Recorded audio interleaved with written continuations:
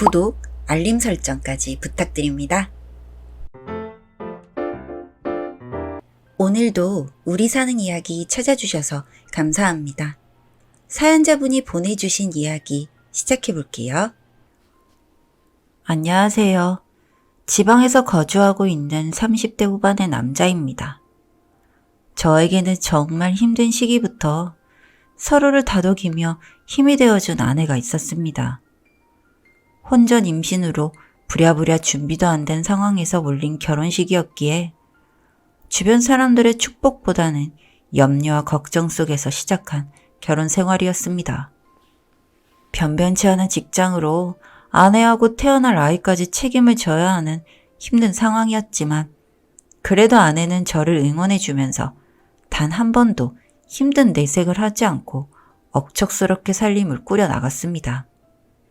저희 부모님과 처갓집 식구 모두 저희를 외면했었지만 그래도 제게 큰 버팀목이 되어준 아내 덕분에 저희는 이내 자리를 잡을 수 있게 되었습니다. 한 푼, 두 푼, 100원 동전 하나도 허투루 쓰지 않으며 꾸준히 좋은 구직 자리가 생기면 제게 도전을 해보라며 등을 떠밀던 아내 덕분에 훨씬 더 좋은 조건의 직장으로 이직도 할 수 있게 되었고 조금씩 돈도 모으며 살림살이를 넓혀 나갔습니다. 형편이 조금 여유로워지고 숨통이 뜨일 때쯤 다시 바라본 아내는 결혼 전과는 많이 달라져 있었습니다. 남들에게는 말도 잘 걸지 못할 정도로 내성적이고 부끄러움이 많았던 사람이었는데 이제는 백화점에서도 물건값을 흥정하는 억척스러운 아줌마가 되어 있었습니다. 제가 모자란 탓에 고생만 죽어라 시켜 아내가 바뀌었다고 생각하니 정말 너무 미안하고 고맙고 사랑스러웠습니다. 이제는 고생시키지 않고 좋은 것만 보여주고 좋은 것만 즐길 수 있게 하고 싶었는데 난데없이 아내는 신장한 판정을 받게 되었습니다. 평소에 힘들다, 아프다라는 이야기를 하지 않는 아내의 성격상 저에게는 정말 난데없는 청청병력 같은 소리였습니다. 의사의 소견으로는 자세한 검사가 이루어져야겠지만 신장암이라는 게 어느 정도 종양이 커져 주변의 장기들을 밀어내기 전까지는 별다른 증상이 없는 게 특징이며 지금 아내의 상태는 분명 신장암에 대한 증상이 진즉부터 나타나야 할 정도로 진행이 된 것처럼 보인다라고 합니다.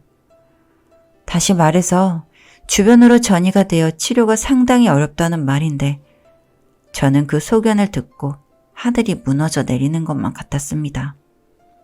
저를 만나 죽어라 고생만 하다가 이제 조금 살만하니 야속하게도 아내가 큰 병에 걸리다니 너무 원통하고 어떻게 답답한 제 마음을 풀 곳이 없었습니다.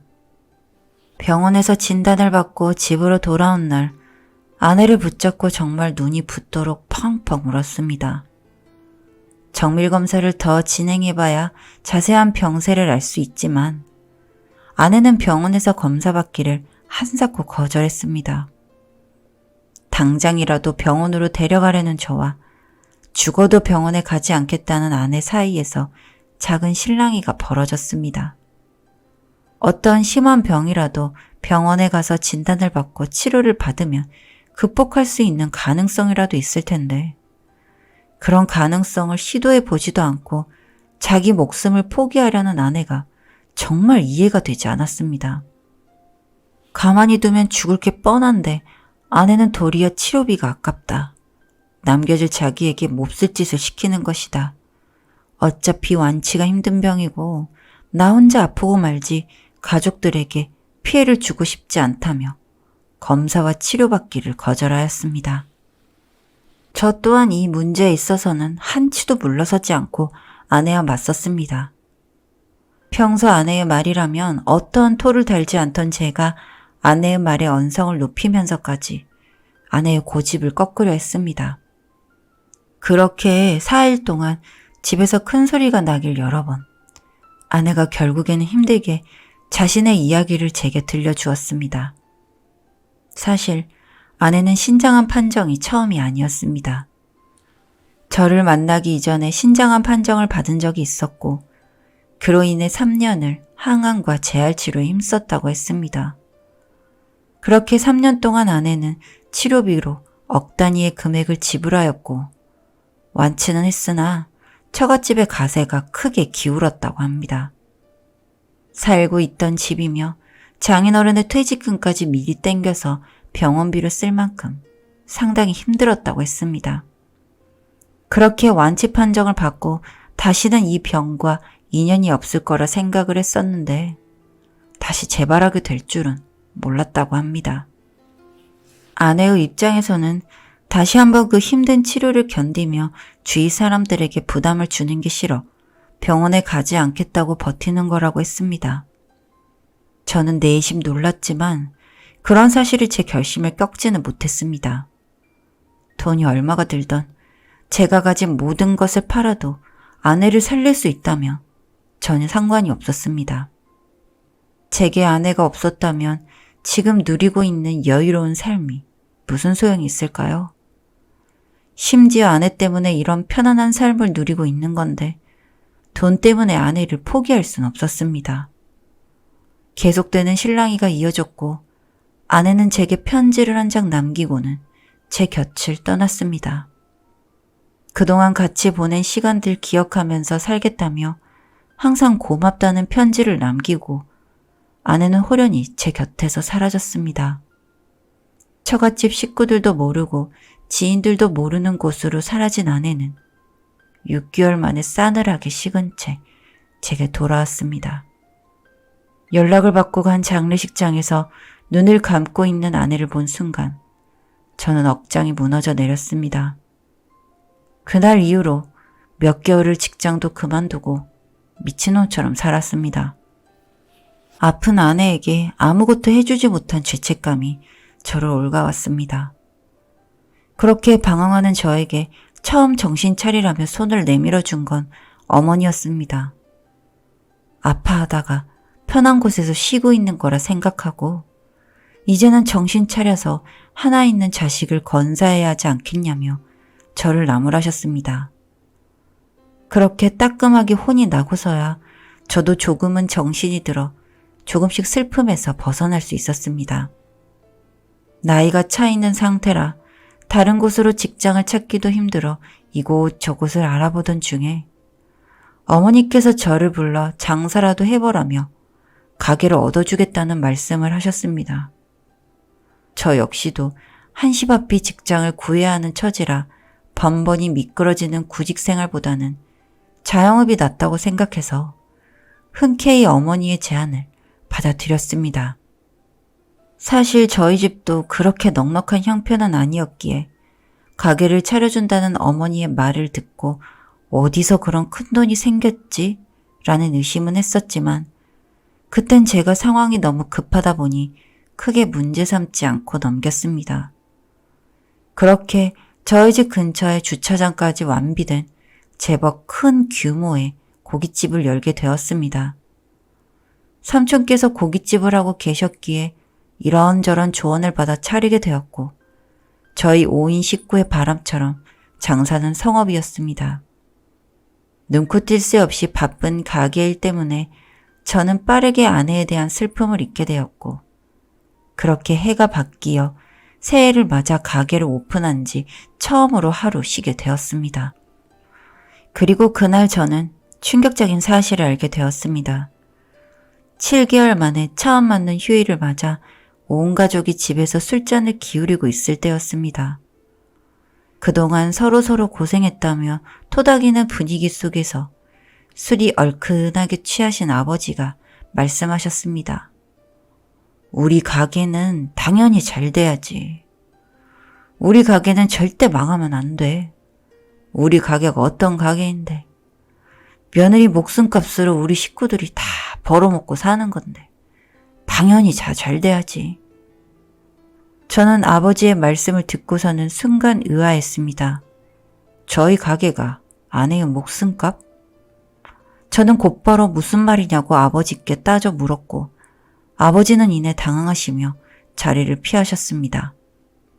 저는 남아있는 어머니에게 다시 아버지께 들었던 말을 되물었고 어머니께서는 한숨을 쉬시더니 가게를 차린 돈이 아내가 죽고 나서 타먹은 보험금이라는 이야기를 들었습니다. 보험이라니. 생전에 동전 쓰는 것도 겁나서 손을 바들바들 떨던 아내가 당최 무슨 보험이 있다는 건지. 저는 어머니에게 더 자세히 이야기를 해달라며 요구를 했지만 어머니께서는 그렇게만 알고 있으라며 제 말을 끊어버렸습니다. 한참을 저 혼자 혼란스러워 하다가 저는 처가 식구들도 그 사실을 아는 건지 확인하고 싶어 아내의 장례식 이후로 처음 장모님께 전화를 걸었습니다. 정말 오래간만에 드린 전화였는데 장모님께서는 저를 차갑게 대하셨습니다. 저는 이전과는 달라진 장모님의 말투에 당황했지만 보험금에 관한 이야기를 꺼냈습니다. 장모님께서는 이미 알고 있다며 그 돈 받아서 호의호식하고 있냐며 비아냥거리셨고 이내 저에게 네가 우리 딸을 죽였다며 살인자라는 소리를 하셨습니다. 저는 무슨 말인지 몰라 다시금 장모님께 자초지종을 듣고 싶다며 말씀을 드렸고 장모님께서는 한숨을 푹 쉬시더니 제게 아내에 대한 이야기를 말씀해 주셨습니다. 아내가 신장암 판정을 받고 얼마 지나지 않아 아내는 저희 어머니에게 암에 걸렸다는 이야기를 했다고 합니다.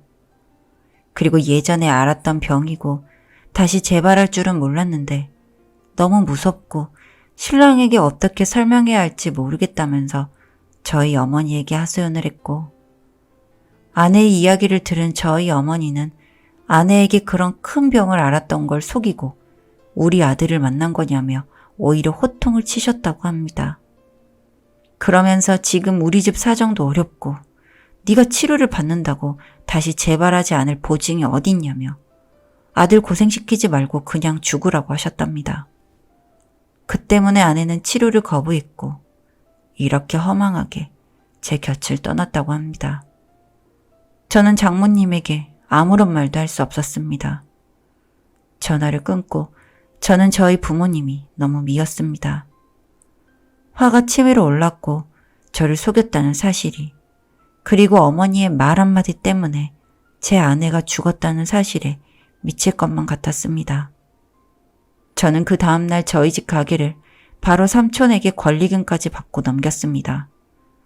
저희 가게를 탐내하시던 분이라 헐값에 내놓는다고 하니 그걸 덥석 무시더군요. 저는 부모님 모르게 가게를 정리하고는 다시는 보지 말자며 인연을 끊었습니다. 지금은 저도 작은 가게를 하면서 타지에서 아들을 키우며 살아가고 있습니다. 정말이지 생각할수록 저희 어머니가 소름 끼치고 치료 한 번 받지 못하고 떠난 아내에게 너무 미안합니다.